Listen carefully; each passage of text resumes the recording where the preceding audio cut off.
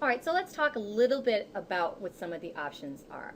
So some of the options for this project include any of those awesome examples that I showed you. And you'll see that in these 75 different types, all of these 75 types use a very similar structure. And that structure has to do with, first, isolating the background, or isolating the figure from the background, which we have reviewed. If you choose to save the figure as an alpha channel, you can do that. I will review that today. We've also saved the figure just as a layer mask right now. And then these all, every one of them, even the ones that are a little creepier than others, are building up the shape of the face using text and different sizes, different weights of text to build up the shadow parts, the highlights parts, and the midtones. So I think you should find an example in here, maybe even something simple like this, and we're going to go through something simple like this today. And you can build it up, and then you can add color. So these ones, they're a little, probably going to take a little more time to do, but we're going to go through how to warp your text, how to bend your text, how to do all sorts of different transformations to your text. So in here, the first thing I did was pull out, I'm going to just delete everything for now. First thing I did is I've got a photograph. Cool. Now in this case, it wasn't very hard to pull out the figure from the background. So I'm going to add, let's see, let's get a quick mask. Quick selection. I know I want my fabulous hat in it, and my fabulous glasses, and my fabulous dog.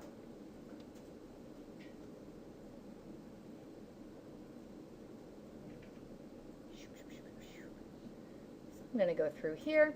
And it doesn't have to be totally precise. I just want to pull it away from the trees in the background. So I'm going to hit a layer mask right there. And if there's anything I need to do, I can control or command plus in. And with the brush, I already have a pre-made Walther brush. Let's get just a normal brush for now. One that's, there we go. I can go around and just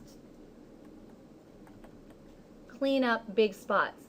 I don't have to be too concerned about it because there's not a lot of hair, and because I'm going to use the type to define most of the details, just to make sure.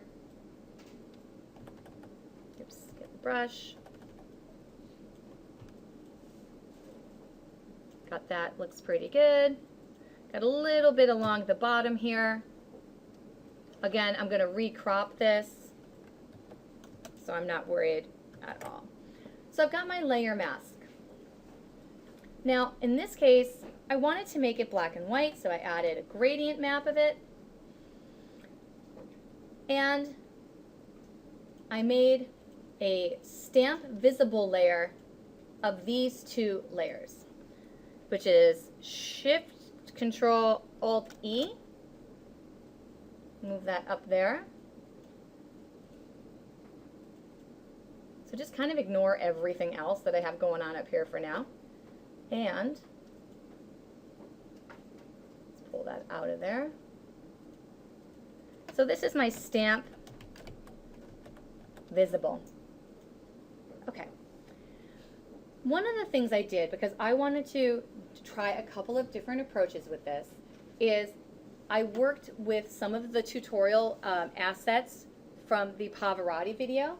But what I thought we could do today is go through how to select the different shadows, highlights, and midtones, and how to make those into different layers and add layer masks. So we're going to do a really abbreviated version of the text portrait. Sound good? Okay. Yeah, it sounds great. Okay, awesome. So let's go to Select, Color Range. And in the Select menu, we're going to grab the highlights and hit OK. Layer, new layer via copy. And I'm going to name that highlights and add a layer mask. Go back to Stamp Visible, layer, select color range,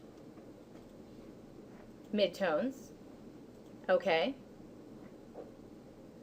Layer, new layer via copy. And you'll notice now this photo may be a little too complicated. You'll notice, I think, with the simpler the photographs, the more successful they'll be. But we'll give it a go, and at least then we'll have the technique down. So now we've got our highlights, which is all of my skin on account of my albino problem. Let's go back to our Stamp Visible. Select color range, shadows, hit OK. Layer, new layer via copy.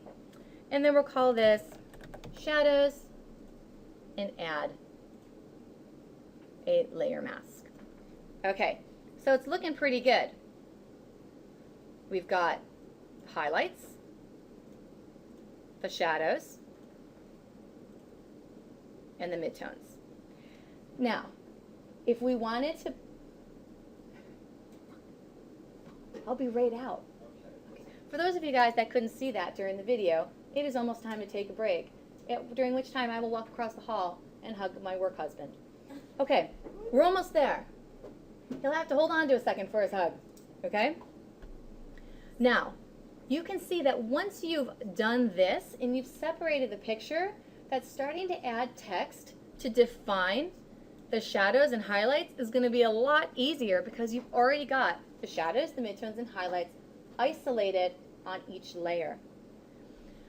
The first thing we're going to do is add type to the shadows. I need this to be inverted, so I can double click it to bring up the properties and invert. All right. And you won't see anything, and you might be like, oh, that looks great. We're not done yet.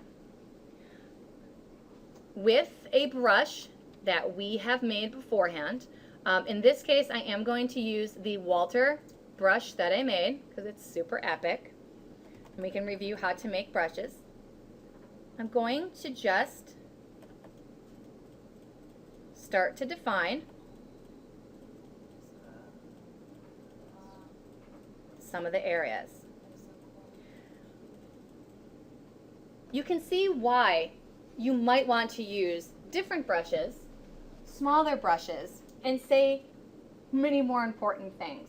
Because if you do, you could actually tell a story along the photograph using the lines. One of the things I did was download a poem about a wiener dog from like the late 30s. Pretty fabulous. That's one of the things that I'm experimenting with too. You're going to do that same thing with the midtones and the highlight layer. I would suggest making different brushes for each. I would suggest downloading very specific fonts, and that's what we will do in the next video, and using the words and the photograph to work together to tell the narrative. So that will be the piece of storytelling. This is the first step on doing all of those different approaches for the type portraits. Now, if you'll excuse me, I'm going to see if this worked and go hug Steve.